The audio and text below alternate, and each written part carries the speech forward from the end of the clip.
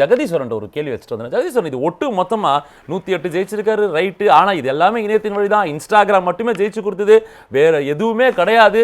விஜய் ஒரு இணையத்தின் ப்ராடக்ட், அவ்வளவுதான். ரொம்ப don't read between the lines. நாங்க பாத்துக்கிறோம் மிச்சத்தை, இளைஞர்கள்லாம் நாங்க கவர்ந்துடுறோம். ஆனா விஜய்க்கு நீங்க இவ்வளவு குளோரிஃபை பண்ண வேண்டிய அவசியம் இல்லை அப்படின்றது தான் விக்கி சொல்வதையும் நான் புரிஞ்சுக்கிறேன், ராஜா ஸ்டாலின் சொல்றதையும் புரிஞ்சுக்கிறேன். உங்கள் பார்வையில் இந்த வெற்றி நம்ம எப்படி சொல்றோம்? எந்த அளவுக்கு இந்த வெற்றி வந்து 2 திராவிட கட்சிகளுக்கு பிரஷர் கொடுத்திருக்கு? பெரிய பிரஷர் தாங்க. நீங்க எவ்வளவு ஆண்டுகள் கழித்து திமுகவும் அதிமுகவும் ஆளுங்கட்சியாகவோ எதிர்கட்சியாகவோ, நீங்க எதிர்கட்சியாக திமுக இருக்கிறாங்க, பட் ஆனா 2 பேரும் ஆளுங்கட்சி எதிர்கட்சி மாறி மாறி இருந்த சூழல் என்பது மாறி இருக்கிறது. இந்த களம் என்பதை தவிக தலைவர் விஜய், இன்றைய முதல்வர் விஜய் அவர்கள் தொடர்ச்சியாக என்ன சொன்னாரு, இது DMK against TVK, DMK against டிவிகேன்னு சொன்னாரு. அப்போது நம்ம சீரியஸா எடுத்துக்கலாம். சொல்ல என்னை போன்ற மத்தவங்களை சொல்ல என்னை கூட சீரியஸா எடுத்துக்கலாம். களம் திமுக அதிமுக தாங்க. விஜய் அவர்கள் எதிர்காலத்தில் வேண்டாம் முதலமைச்சர் அவர், இன்னைக்கு அதற்கான வாய்ப்பு இல்லைன்னு சொல்லி சொன்னோம். ஆனா உண்மையில் களம் அப்படிதான் மாறுச்சு. அதில் கூடுதலாக எதிர்பார்ப்பு என்பது ஒருவேளை ஆளுங்கட்சியாக திமுக எதிர்கட்சியாக தாவேக்க வருங்கிறத மாறி இன்னைக்கு ஆளுங்கட்சியாக தாவேக்கும் எதிர்கட்சியாக திமுக உட்கார்ந்து இருக்கிறது ஒன்று. இந்த வெற்றிய இன்னும் விஜய் அவர்களுடைய வெற்றிய, இன்னும் திமுக தோல்விய, அதிமுக தோல்விய இன்னுமே கிரகிக்க முடியல, இல்ல ஏத்துக்க முடியல அப்படிங்கறத நான் புரிஞ்சுக்கிறேன். பெரும்பாலான இனிமே நிறைய பேர் பேசுறோம், நம்ம காமன் ஃப்ரெண்ட்ஸ்ட பேசுறோம், கட்சி சார்ந்து பேசுறோம், எப்படி இது நடந்தது அப்படின்னு சொல்லும்போது எல்லாரும் கொண்டு போய் கடைசியா இன்ஸ்டாகிராம்லயே முடிச்சிட்டு இருக்காங்க, சோசியல் மீடியால முடிச்சிருக்காங்க. எனக்கு ரொம்ப வருத்தமாவே இருக்கு. தயவு செய்து அதை விட்டு வெளியே வாங்க. அது மட்டும் கிடையாது. நான் 2-3 உதாரணங்கள் சொல்றேங்க. ஒன்னு, தபால் வாக்குகள் முதலில் எண்ணப்பட்டது. தபால் வாக்குகள் இன்னுமே சொல்றேன் கூடுதலாக திமுக தான் வாங்கியிருக்காங்க. பட் தாவேக்க உங்களுக்கு ஈக்குவலா வாங்கியிருக்காங்களா இல்லையா? தபால் வாக்குகளை போட்டவர்கள் யார்? அரசு ஊழியர்கள், ஆசிரியர்கள், வயது மூத்தவர்கள், இவங்க எல்லாம் போட்டாங்கல்ல. உங்களை விட்டு அரசு ஊழியர்கள், ஆசிரியர்கள் ஏன் போனாங்க? நீங்க கிட்டத்தட்ட ஒரு 15,000 ஆசிரியர்கள் கடைசி 2 மாதம் சம்பளம் வாங்காம அவர்கள் வீட்டுக்கு அனுப்பப்பட்டார்கள். அவர்கள் கோவமா இருந்திருப்பாங்களா, இருந்திருக்க மாட்டாங்களா? நான் எவ்வளவு ஆசிரியர்கள்ட்ட பேசுறேன். நாங்க கைவிட்டோம். அவங்க சொல்ல ஓப்பன், நாங்க காலமாக திமுக கைவிட்டதே கிடையாது, கை விட்டுட்டோம். ஏன் கை விட்டீங்க? நீங்க அனலைஸ் பண்ண சொல்லுங்க. அவங்களை ஏன் கை விட்டோம்னு சொல்லி கேளுங்க. அதை கேட்கிறேன். நீங்க கடைசி டிசம்பர் மாதம் முழுக்க அது போராட்ட காலமாக தமிழகம் இருந்தது. திமுக ஒரு மாதிரி சமாளிச்சாங்க. அந்த சமாளிச்ச ஓபிஎஸ் கிடையாது, டிஏபிஎஸ் கொண்டு வந்தோம்னு சொல்லி சொன்னாங்க. பகுதி நேர ஆசிரியர்கள் போராடி கொண்டிருந்தார்கள். அந்த 10 ஆசிரியர்கள் ஒருத்தர் இறந்தே போனார், ஒருத்தர் தற்கொலை செஞ்சுட்டு இறந்தே போனார். பட் ஆனா 12,000 15,000 ஆக்கினாங்க. செவிலியர்கள் போராட்டத்தை முடிச்சு வச்சாங்க. எல்லாத்தையும் போராட்ட களம் இல்லாமல் முடித்து வைத்தார்கள். ஆனால் அவருடைய ஒட்டுமொத்த குறைகளும் கேட்கப்பட்டு நீங்கள் வாக்குறுதிகள் கொடுத்தது போல் நிறைவேற்றப்பட்டதா? நல்லா யோசிச்சு பாருங்க. 2021க்கு முன்னாடி முன்னாள் முதலமைச்சர் ஸ்டாலினும் உதயநிதி ஸ்டாலின் அவர்களும் 2 பேர் சேர்ந்து ஒவ்வொரு போராட்ட களத்திலும் போய் நின்று, கவலைப்படாதீங்க, கழகாட்சி அமைந்தவுடன் நெடுங்காலமாக நீங்கள் எல்லாம் பகுதி நேர ஆசிரியர்களா இருக்கிறீங்களா, உங்களுக்கு நிரந்தரமா பண்ணி கொடுக்குறோம்னு சொல்லி சொன்னாங்களா இல்லையா? அப்ப 5 வருஷம் அவங்க என்ன சொன்னாங்க? அதிமுக ஆரம்பிச்சு வச்சது, திமுக அதுக்கு நீங்க மாத்திரேன்னு சொல்லி சொன்னீங்க. 5 வருஷம் போராடிட்டு இருக்கோம். நீங்க டிபிஏ வளாகத்தில் ஆசிரியர் பெருமக்கள் போராடாத ஒரே ஒரு இடத்தை சொல்லுங்க. 5 வருஷத்துல ஒரே ஒரு கேள்வி வச்சிடுறேன். பொதுவாக ஆளுகின்ற கட்சியாக திமுக இருந்தா அந்த தேர்தல் அறுவடை செய்யக்கூடிய வாக்குகள் அதிமுகவுக்கு போகும். அதிமுக ஆட்சியில் இருந்தால் திமுக அதை அறுவடை செய்யும். அரசியல் கட்சி தொடங்கி 2 வருஷம் தான் ஆகுது. இவரு சொல்லும்போது, ராஜா ஸ்டாலின் சொல்லும்போது, அவர் எங்கெங்க பிரச்சாரமே பண்ணல, பாதி நேரம் ஓய்வுல இருந்தார். இப்படி நம்ம பலது சொன்னோம், வேட்பாளர் பேரு தெரியாது, இப்படி பலது சொன்னாலும் வெற்றி என்பது மக்கள்ஸ் மேண்டேட். அந்த மேண்டேட் 108ஆவே இருக்கட்டும், மெஜாரிட்டி கொடுத்திருக்க 36% வாக்குகள். அப்ப இங்க எங்க தவறுது? திமுகவின் வாக்குகள், எதிர்ப்பு வாக்குகள், ஆன்டி இன்கம்பன்சி வாக்குகள் அதிமுகவுக்கும் வரல. அப்போ அந்த கிரெடிபிள் ஃபிகரை அவங்கள பார்க்கலையா? என்ன செய்ய வேண்டி இருக்கு அந்த கிரெடிபிலிட்டியை பெற?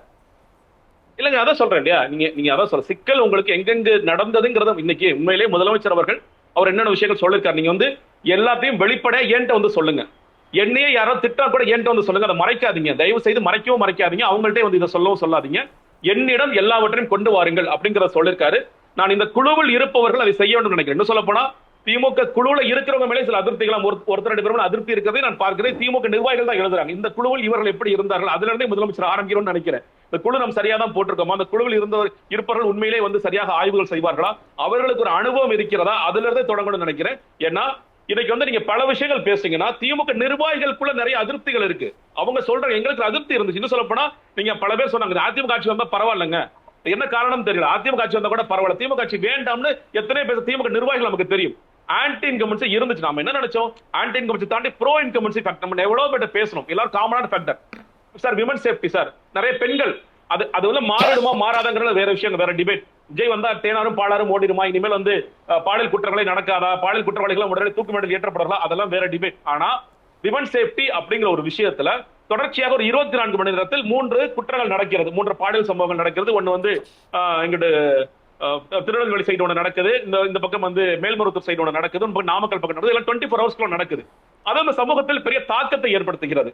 ஆனால் அதை திமுக அணுகிய விதம் என்பது அது சரியில்லை மக்கள் பார்க்கிறாங்க. அப்போ அவர்களுக்கு ஒரு குறை. அப்ப நம்ம எதை நீங்க வந்து இது முழுக்க முழுக்க இது வந்து விஜய் வந்து இதை அறுவடை செஞ்சுட்டாரான்னு கேட்டீங்கன்னா, எங்களுக்கு ஒரு ஆல்டர்னேட் நாங்க எதிர்பார்த்திருந்தோம். ரொம்ப காலமாவே வந்து அது 3% 8% 9% கொடுத்துட்டு இருந்தோம். இன்னைக்கு ஒரு வையபிள் ஆல்டர்னேட்டர் நாங்க விஜயை பார்க்கின்றோம். அதனால இது வந்து விஜய்க்கு போன வாக்குகள் இது முழுக்க முழுக்க இன்ஸ்டாகிராம்ல இன்ஃபுளுன்ஸ் ஆனாங்க. சினிமா நான் சொல்ற சினிமா கவர்ச்சி இருக்கிறது, சோசியல் மீடியா தாக்கம் இருக்கிறது. ஆனா இந்த ஒட்டுமொத்த 35% கொண்டு போய் சினிமா கவர்ச்சியிலையும் இன்ஸ்டாகிராம்ல எழுதாதீங்க. உங்கள் மேல் தவறுகள் இருக்கிறதுங்கிறத நீங்க வந்து அதை புரிஞ்சுக்கிட்டீங்கன்னா தான் நீங்க அதுல இருந்து என்ன பாடங்களை கற்றுக்கொள்ள முடியும், அந்த பாடங்களை கற்றுக்கொண்டு இனிமேல் அதில் நடக்காமல் என்ன எப்படி மாத்தினா, மறுபடியும் சொல்றேன், இளைஞர்கள் வாக்குகள் மட்டும் செல்லவில்லை. பெண்கள் உங்ககிட்ட 1000 ரூபாய் நீங்க கொடுத்த மகளிர் உரிமை தொகை 1000 ரூபாய் வாங்கி அவங்க வீட்டுல அந்த 1000 ரூபாய் புதுமை பெண் திட்டம் மூலமாக தமிழ் பொது திட்டமாக வாங்கிய பசங்க 3000, எனக்கு தெரிய 3000 வாங்கி இலவச பேருந்தை பயன்படுத்திய ஒரு ஒட்டுமொத்த குடும்பமும் விஜய்க்கு வாக்களிக்கிறது. என்ன சிக்கல் அப்படிங்கறத நீங்க யோசிக்க வேண்டிய அவசியம் இருக்கிறது. மிக குறிப்பாக ஏழைகள், பொருளாதாரத்தில் பின்தங்கியவர்கள் பாக்குறீங்க. அன்னைக்கு ஓட்டிங் அன்னைக்கு நான் பேர் மீன் கடையில நிக்கிறேன். அவர் ரிப்பீட் மோட்ல அந்த விசில் பாட்டை கேட்டுட்டே இருக்காரு. ரிப்பீட் மோட்ல கேட்கிறார். எனக்கு ஆச்சரியமா இருந்துச்சு. இப்படி எல்லாம் நம்ம இன்னைக்கு பார்த்திருக்கோம். எல்லா கட்சிக்காரங்களும் பாட்டெல்லாம் போட்டு பார்த்து ரிப்பீட் மோட்ல கேட்கிறார். அது சினிமா கவர்ச்சி மட்டும் சொல்லிட முடியாது. அப்ப ஏழைகள் நீங்க நிறைய திமுக ஏன் விலகி போறாங்க? அங்க என்ன சிக்கல் ஏற்பட்டுச்சு? இன்னும் சொல்ல போனா நீங்க வந்து ஒரு விஷயம், கடைசி 5000 ரூபாய் பணம் வந்து நேரடியாக கொடுக்கப்பட்டது. தேர்தலை நிறைய பணம் கொடுக்கதான் செஞ்சாங்க. நீங்க ஜெகதீஷ், நான் இது புரிஞ்சுக்கணும். இப்ப 2 திராவிட கட்சிகள் வந்து புரிந்துப்பாங்களா? ஏன்னா இந்த தேர்தலை அணுகும் முறை, தேர்தல் நடக்கும் முறை, பிரச்சார யுக்தி எல்லாமே இன்னைக்கு மாறிக்கிட்டு இருக்கு. ஒரு ட்ரெடிஷனல் வே ஆஃப் பாலிடிக்ஸ் வந்து இந்த 2 கட்சிகள் அந்த 67 நம்ம பார்த்துக்கிட்டு இருக்கோம்.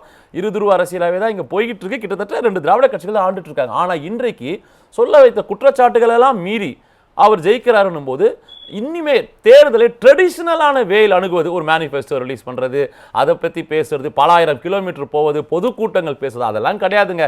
வேறு வழி இருக்கு ஜெயிக்க அப்படின்ற இடத்தை நோக்கி ஒரு பிரஷர் இவங்க தள்ள போகுதா? What is the future at stack for through Dravidian parties? இல்லங்க, நீங்க அது முழுக்க முழுக்க அதற்காக தவிர்த்துட்டு நீங்க இன்னும் சொல்ல போனா இப்போ முன்னாள் முதலமைச்சர் ட்வீட்டை கூட நான் பார்க்கின்றேன். அவர் ரொம்ப கலோக்கியலா எழுதுறேன்னு சொல்லி சொல்றாரு. நான் சொல்றேன், ஒட்டுமொத்தமாக விஜய் பார்த்து நான் காப்பி அடிக்க வேண்டிய அவசியம் இல்லைன்னு நினைக்கிறேன். நமக்கு உங்களுக்கான ஒரு வழி இருக்கு. அதையே நீங்க தொடர்ச்சியா செய்யணும் நான் எதிர்பார்க்கின்றேன். திமுக அதிமுக ஏன்னா விஜய் அவர்கள் செய்வது சரியா தவறுங்கிற அதே டிபேட் பண்ணணும். நீங்க வந்து பிரச்சாரத்துக்கு போக வேண்டிய அவசியம் இல்ல, 30 இடத்துக்கு போனா போதும். நான் வந்து வேட்பாளர்களை அறிமுகப்படுத்த வேண்டிய அவசியம் இல்ல, நான் களத்திற்கே போக வேண்டிய அவசியம் இல்ல, இஷ்யூஸ் பத்தி பேச வேண்டிய அவசியம் இல்ல, நான் திருப்பரங்குன்றம் பத்தி பேச வேண்டிய அவசியம் இல்ல, கவின் ஆணவ படுகொலை பத்தி பேச வேண்டிய, அதுவும் ஆபத்தாக தான் பார்க்கின்றேன். அது சரியான அரசியலா அப்படிங்கிற அம்பளவுக்கு நம்ம போயிருந்தேன். அவரை பார்த்து எதுவுமே சரியா செஞ்சிடலாம்ப்பா, இனிமேல் நிலைப்பாடு எடுக்காத நிலைப்பாடுங்கிற அவ்வளவு தூரம் மோசமா போயிடக்கூடாதுன்னு நான் பார்க்கின்றேன். உங்களுக்கான வழி இருக்கிற அதை தொடர்ச்சியா செய்யுங்கள். எதாவது நீங்க விலகி போயிட்டீங்க. ஏன் ஏழைகள் உங்களை விட்டு விலகி போயிருக்காங்க? ஏன் வந்து அமைச்சர்கள் உங்களுக்கு ஏன் அமைச்சர்கள் இவ்வளவு பேர் வந்து தோற்கடிக்கப்பட்டாங்க? அமைச்சர்களுடைய ஆணவம் எங்கேயாவது இருந்ததா இல்லையா அப்படிங்கிற விஷயத்தெல்லாம் நீங்கள் கணக்கில் கொள்ள வேண்டும். இன்னுமே சில மினிஸ்டர்ஸ் அது ஐ பெரியசாமி போன்றவர்கள் ஆத்தூர், அது மட்டும் இல்லாம பக்கத்து தொகுதியெல்லாம் ஜெயிக்க வைக்கிறார். அவருக்கு எப்படி திறமை வருகிறது? ரொம்ப ஸ்பெசிபிக்கா சில பேர் சொல்லலாம். வேலுமணி எப்படி தொடர்ச்சியா ஜெயிக்கிறாரு? விஜயபாஸ்கர் விராலிமலை விஜயபாஸ்கர் தொடர்ச்சியா எப்படி ஜெயிக்கிறார்? சில எம்எல்ஏக்களாக இருக்கக்கூடிய அமைச்சர்கள் கூட தங்கள் தொகுதியை எவ்வளவு அழகா பாதுகாத்து அதை எப்படி தொடர்ச்சியா மறுபடியும் ஜெயிக்கிறாங்க. அந்த பாடத்தை நம்ம படிக்க வேண்டிய அவசியம் இருக்கிறது. ஒட்டுமொத்தமாக சென்னை உங்களை ஏன் கைவிட்டது அந்த விஷயத்தை படிக்க வேண்டியதாக இருக்கிறது. இதெல்லாம் திமுகவிற்கான படமா? அதிமுக படமா? ஒண்ணு, அதிமுக குறித்து நான் என்னுடைய பார்வை என்பது அதிமுக மீள முடியுமாங்கிற கேள்வி எனக்கு பெருசா இருக்கு எனக்கெல்லாம். ஏன்னா நீங்க இன்னைக்கு என்ன செஞ்சிருக்கணும் கேட்டீங்கன்னா, 47 எம்எல்ஏக்கள் மக்கள் தேர்ந்தெடுத்தாங்க. 1,04,00,000 பேர் வாக்களிச்சிருக்காங்க. அந்த 1,04,00,000 பேர் எதுக்காக வாக்களிச்சாங்க? எனக்கு தாவேக்கும் வேணாம், திமுக வேணாம், எனக்கு ட்ரெடிஷனலா அதிமுக வாக்களிச்சிருக்கேன், எடப்பாடி பழனிசாமி அவர்கள் முதலமைச்சராக வர வேண்டும். அது நடக்கல. உங்கள் அந்த வாக்காளர்கள் யாராவது உங்ககிட்ட சார் நீங்க வந்து விஜய்க்கு போய் ஆதரவு கொடுங்க சொல்லி சொன்னாங்களா? வேலுமணி அவர்கள்ட்டயோ விஜயபாஸ்கர் அவர்கள்ட்டயோ இல்ல அந்த போயிருக்கிற 25 எம்எல்ஏக்கிட்ட யாராவது நாங்க அதுக்கு தான் சார் வாக்களிச்சோம், நீங்க போய் ஆதரவு கொடுங்க சொல்லி சொன்னாங்க. இதே கேள்வி காங்கிரஸை நோக்கியும் வைக்கப்படும். காங்கிரஸ் வாங்கி அந்த 5 எம்எல்ஏ கண்டிப்பா வைக்கணுங்க, கண்டிப்பா வைக்கணும். காங்கிரஸ் வந்து எப்படா முதுகுல குத்தலாம், எப்படா ஓடலாம்னு காத்துக்கிட்டு இருந்தாங்க. அவங்க ரெடி. எப்படா விஜய் வந்து கைய நீங்க எனக்கு என்ன பெரிய வருதுன்னா, ராகுல் காந்தி அவர்கள் கிட்டத்தட்ட எவ்வளவு வருஷமா திமுக பயணிச்சிருக்காரு பார்க்கின்றோம். நீங்க போறதெல்லாம் ஜனநாயகத்தில் நடக்கதாங்க செய்யும், அதெல்லாம் ஒன்றும் தவிர்க்க முடியாது. ஆனா குறைந்தபட்சம் ஸ்டாலின் அவர்களுக்கு நன்றி, வேலை பார்த்து தோழமை கட்சிகளுக்கு நன்றி அப்படிங்கிற சொல்லிட்டு போயிருக்கலாம்.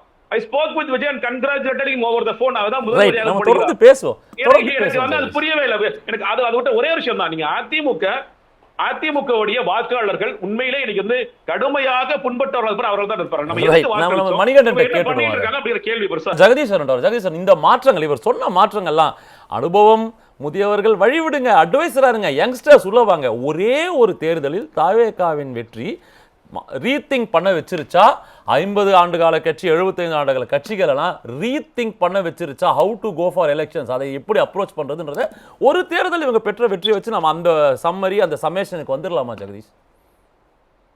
இல்லங்க, வர முடியாது. நான் அதான் சொல்றேன்ல, இது முழுமையான, நான் முதல்ல இதை ஜென்சின்னு சுருக்குறோம்ல, நான் அதுவே முதல்ல தப்புன்னு நான் சொல்றேன். நீ மறுபடியும் முதல் தலைமுறை வாக்காளர்கள் மட்டுமே, இல்ல 18 இருந்து 25 வயது மட்டும்தான் வாக்களிச்சு விஜய் வெற்றி பெற்றாருங்கிறதே முதல்ல தப்பு நான் சொல்றேன். இல்ல 60 வயசு 70 வயசு வாக்களிச்சிருக்காங்க, 80 வயசு வாக்களிச்சு ஏன் வாக்களிச்சாங்க? அவங்க விஜய் ரசிகரா?